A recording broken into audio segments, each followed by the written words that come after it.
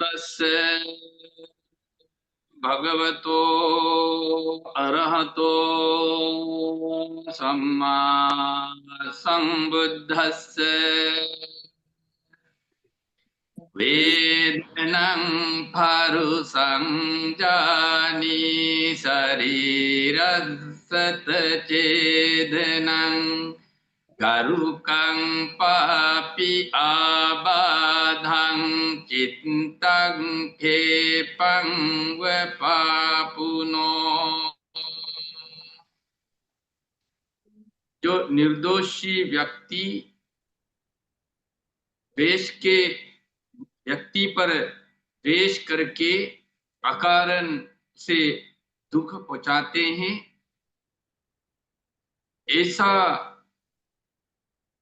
जो व्यक्ति तीव्र कष्ट, नुकसान, अंग भंग, भयंकर बीमारी और पागलपन की शिकारी बनकर वहां जो उसी किसी विपत्ति से गिर जाते हैं। परम पूज्य महासंघ, प्रिय उपासक उपासिकाएं, इस सप्ताह में भी आप सब जो मुझे इस धम्म सभा दिया उसी की हमेशा की तरह हम धम्मपद की एक गाथा सुनाया। आज दंडवग की 10वां गाथा। इस गाथा के द्वारा भी तिलोगुरु सम्यक संबुद्ध आप हम सबको सांसारिक जीवन को बेहतर करने के लिए और निर्वाण की प्राप्ति के लिए अच्छा एक उपदेश देते हैं। वेदनं फरुसंजानी शरीरं भेदनं गर्कं पापी आबाधं चित्तक्षेपं पापुनो। अगर कोई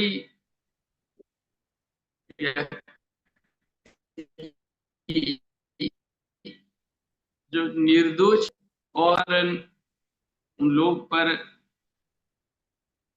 परेशान करके जो निर्दोषियों को दुख पहुंचाते हैं, ऐसा करने वाला लोग बहुत कठिन कष्ट के शिकारी बन जाता है और उनका जीवन में नुकसान हो जाता रहेगा और उनका शारीरिक अंगों में अंग भंग होगा, जो एक्सीडेंट होगा और भयंकर बीमारी जैसे कैंसर हुआ, किडनी फेल हुआ जैसा भयंकर बीमारी का शिकारी बनते हैं और दिमाग की असंतुलन और पागलपन की शिकारी बन सकते हैं। इसी तरह कोई भी जो किसी विपत्ति पर ऐसा लोग अपना जीवन गिर जाता है। यही आज का जो धम्मपद गाथा और इसका अर्थ और इस उपदेश के पीछे एक घटना है, कथा है, वो भी सुनाता हूं। ये महामुद्गलनान की कथा इसी गाथा पर दिए हैं। महामुद्गलनान सभी बौद्ध ने जानते हैं। उपदिशकोलित नाम से दो दोस्त थे बुद्ध के समय में। वो अभी नालंदा जो हम लोग जो है प्राचीन जो विश्वविद्यालय है नालंदा विश्वविद्यालय उसी इलाके से थे। उपदिशकोलित गांव उनमें से जो कुतिस और कोलित नाम से दो युवक घर छोड़कर सन्यासी लिया,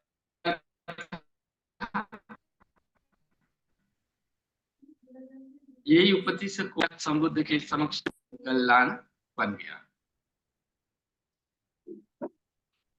जो मुगल्लान सारिपुत्र तो बुद्ध का पहला जैसे सबसे ज्ञानी शिष्य थे, और मुगल्लान उनका ध्यानी शिष्य थे। मुगल्लान को ऐसा हृदय बल, जो चमत्कार करने का क्षमता, पंचाभिज्ञा अष्ट समापत्ति का अभ्यास से उन्होंने जो चमत्कार करने का शक्ति पाया था। इसलिए जो मुगल्लान सम्यक संबुद्ध शो में एक प्रवचन भी लोगों को बहुत प्रिय होते थे, क्योंकि ये मुगल्लान जी, अरहंत मुगल्लान ने कभी वो दिव्य लोक में चारिका में जाते हैं, अपना अर्ध बल से दिव्यलोक में देवलोक में जाकर जो वहां जो देवता किसी कारण, कौन सा कारण देवता बन गया, ये पता करते हैं, उनका अच्छा कर्म क्या थे, फिर वो पता करके फिर मनुष्य लोक में आकर के ये मनुष्य लोक में जो लोगों को ये कहानी के द्वारा प्रवचन देते थे। जिस इलाके में वो देवता ने पहले रहते थे, उसी इलाकों में पहुंचकर ये कहानी बताते, तो बहुत लोग उस पर आकर्षित हो जाता है, क्योंकि वो पुरानी कहानी तो वहां का स्थानीय लोग जानते थे। तो ये कहानी सुनाकर इसी जो अच्छा कर्म के कारण किसी देवलोक में वो अभी जो देवता के रूप में रहते हुए वो कहानी जो समझाते हैं, तो लोग प्रभावित हो जाता है। फिर उसी प्रकार एक अरहंत मुगल्लान ने नरक में भी जाते थे। इतना इनका जो आध्यात्मिक शक्ति, हृदय बल शक्ति इतना गहराई थे, वो सबसे ज्ञानी ध्यानी शिष्यों के अग्र हुआ करते थे। सम्यक संबुद्ध ने उनको यही पद दिया था, सबसे ध्यानी भिक्षु है, हृदय बल की शिष्य है। फिर ये नरक में भी जाकर के वहां के जो नरक की जो जीवी हैं, उनका जो बुरा कर्म, कौन सा बुरा कर्म से नरक में आया, जन्म पाया, ये पता करके फिर मनुष्य लोक में आकर के लोगों को समझाते हैं, प्रवचन देते थे। ये जो इनका प्रवचन की शैली से, और कभी कभी वहां मुगल्लान ने जो चमत्कार भी दिखाते हुए जो प्रवचन करते हैं, तो बहुत सा लोग इनके जो प्रवचनों में आकर्षित हो जाते थे। इसलिए बौद्ध धर्म में लोग बहुत तेजी से जो आते थे और परिवर्तन होते थे। अन्य जो धर्म के लोग हैं, जो भिक्षु है, जो श्रमण है, वो इस पर बहुत चिंतित थे, और अन्य जो समुदाय के जो श्रमण, इस पर वो लोग परेशान हुए थे। फिर वो लोग हमेशा इसके लिए कोई उपाय सोचते थे और चर्चा करते थे और षड्यंत्र करते रहा। फिर एक बार ये लोग मिलके एक बार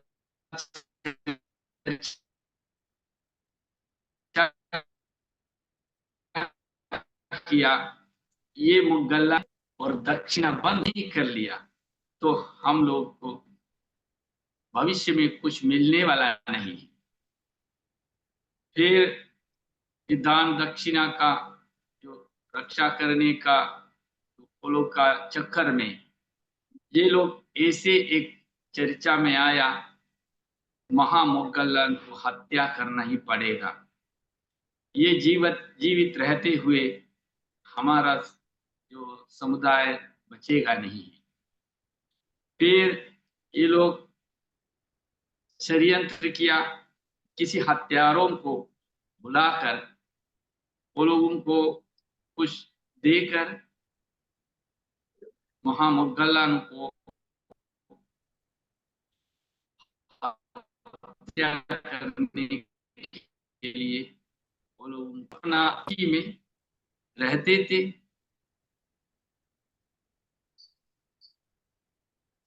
ऐसे उनको हत्या करने के लिए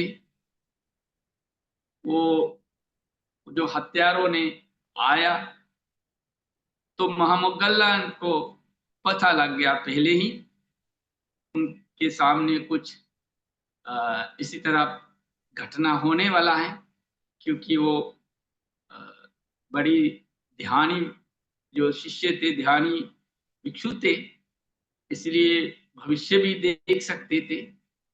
तो इनको पता लग गया, आभास आया कुछ बुरा होने वाला है, इसलिए इन्होंने चुप से जो अपना आवाज से इर्दी बल्ब से ये आवाज को छोड़ के वो हत्यारों को चकमा देकर चला गया।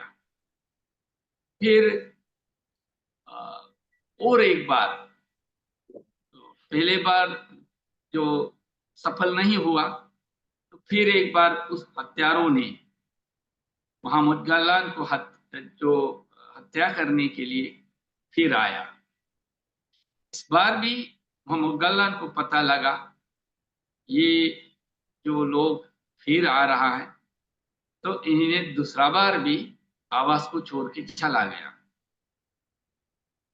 लेकिन तीसरा बार भी यही घटना हुआ, तो तीसरा बार महामुगल्लन ने आवाज को छोड़ने के पहले उन्होंने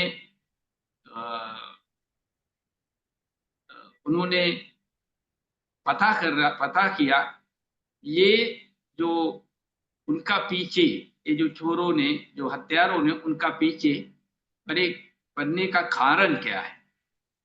फिर इनको पता लगा ये किसी पूर्व जन्मों का एक बुरा कर्म की फल पीछे आते हैं, इन पे आते हैं, तो इसलिए इससे भागकर जाने से इसको सामना करना ही सही पड़ेगा।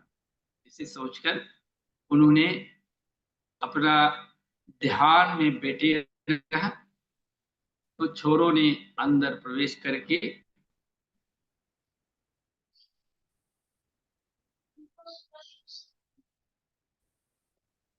महामुद्गा से मार। हम लोग कभी भी महामुगल्लन का जो चित्र देखते हैं, नहीं तो कोई मूर्ति देखते हैं, तो सारिपुत्र का जो मूर्ति जो विचित्र है, तो वो घोड़ा घोड़ा कलर से हम लोग को देखने लगेगा। तो लेकिन कहीं भी जो मुगल्लन का जो चित्र नहीं तो मूर्ति देखते हैं, तो वो डार्क कलर में हम लोग को उसमें प्रकट होते हैं। उसका कारण ये डार्क कलर करने का ये भी है, उनका जो अंतिम समय में उनको इतना मारपीट किया, उनका शरीर पूरा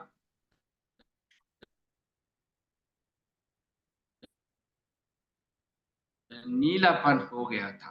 ऐतिहासिक घटना रखने के लिए बुद्ध विहारों में मुगल्लन, जो अरहंत मुगल्लन का चित्र नहीं तो वो मूर्ति उसी तरह नीला कलर में ब्लू कलर में जो रंग करते हैं। फिर ये कथा उसके बाद जो मारपीट करके महामुगल्लान को एक जंगल में फेंक करके जो हत्यारों ने चला गया। लेकिन महामुगल्लान उस समय उन्होंने शरीर को त्याग नहीं किया अभी तक। वो बहुत बड़ी जो कठिन से अपना जो सूक्ष्म उनका जो शरीर है, क्योंकि वो जो महामुगल्लान नहीं चाहते थे अपना सस्ता से जो दर्शन करने के बिना शरीर को त्यागने के लिए, इसलिए महामुगल्ला ने अपना सूक्ष्म शरीर बनकर बुद्ध के समक्ष प्रकट होके बुद्ध को अभिनंदन करके बुद्ध से क्षमा मांग के उन्होंने अपना शरीर को त्याग दिया। यही आज का कहानी इधर से समाप्त करते हैं।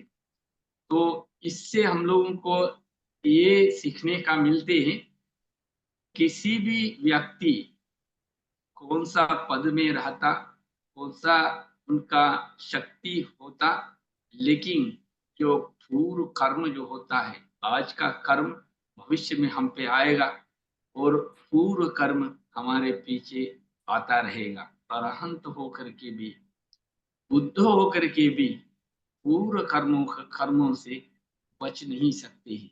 यही बुद्ध की जो बोल है, बुद्ध की उपदेश है, बौद्ध धर्म की जो शिक्षाएं हैं। इसलिए हम लोग जो सामान्य जीवन में सामान्य तरीके से जीते हैं, लेकिन हम लोग के सामने जो घटना होते हैं वो सामान्य तरीके से हल्के में नहीं लेना चाहिए, क्योंकि ये हल्के में लेकर के कभी कभी हम लोग से जो कर्म होते हैं, इसी कर्म की फल बहुत बड़ी बुरा हो सकता है। को जो शिक्षाएं से अपना जीवन को, सांसारिक जीवन को सफल बनाने के लिए आशीर्वाद करते हुए मेरा छोटा सा धर्म उपदेश समाप्त करते हैं। आप सब अभी बहुत गंभीर से, शांत से धम्म पद को सुनते रहा। उससे आप लोगों को जितना भी धर्म श्रवण की कुशल शक्ति मिले, इन कुशल शक्ति से प्रार्थना करते हैं सम्यक संबुद्ध से लेकर के ये बुद्ध की धम्म को प्रचार प्रसार के लिए योगदान दिया सभी भिक्षु भिक्षुणी उपासक उपासिकाएं शांति प्राप्त हो। और महाबोधि संस्था के संस्थापक अनगारिक धर्मपाल जी से लेकर जितना भी भिक्षु भिक्षुणी उपासक दिया है, उन सभी लोग को शांति प्राप्त हो। और वर्तमान में तत्काल में हमारे महाबोधि संस्था के महासचिव परम पूज्य शिवली बंती जी से लेकर के जितना भी धर्म प्रचार प्रसार के लिए योगदान देते हैं, उन सभी धर्म बंधु उपासिका भिक्षु भिक्षुणी प्रार्थना करते हैं आप सब स्वस्थ रहें, सुखी रहें, और आपका घर परिवार स्वस्थ रहे, सुखी रहे। आप सभी लोगों को तिलो गुरु सम्यक संबुद्ध की महाकरुणा शक्ति, महाशील शक्ति, महाज्ञान शक्ति से आपका सभी जो बुद्ध की जो ज्ञान प्राप्त करके सांसारिक दुख को अंत करने के लिए आप सबको इस सभी कुशल एक शक्ति होगा करके प्रार्थना करते हैं। संबीतियो विवञ्जन्तु संबरोगो विनश्यतु माते भवन्तरायो सुखी दीर्घायुको भव। भवतु सम्ब मंगलं रक्षन्तु सम्ब देवता सम्ब बुद्धानुभावेन सदा सन्ति भवन्तु ते। भवतु सम्ब मंगलं रक्षन्तु सम्ब देवता සම්බ ධම්මානුභාවේන සදා සොත්ති භවන්තු තේ භවතු සම්බ මංගලං රක්ඛන්තු සම්බ දේවතා සම්බ සංඝානුභාවේන සදා සොත්ති භවන්තු තේ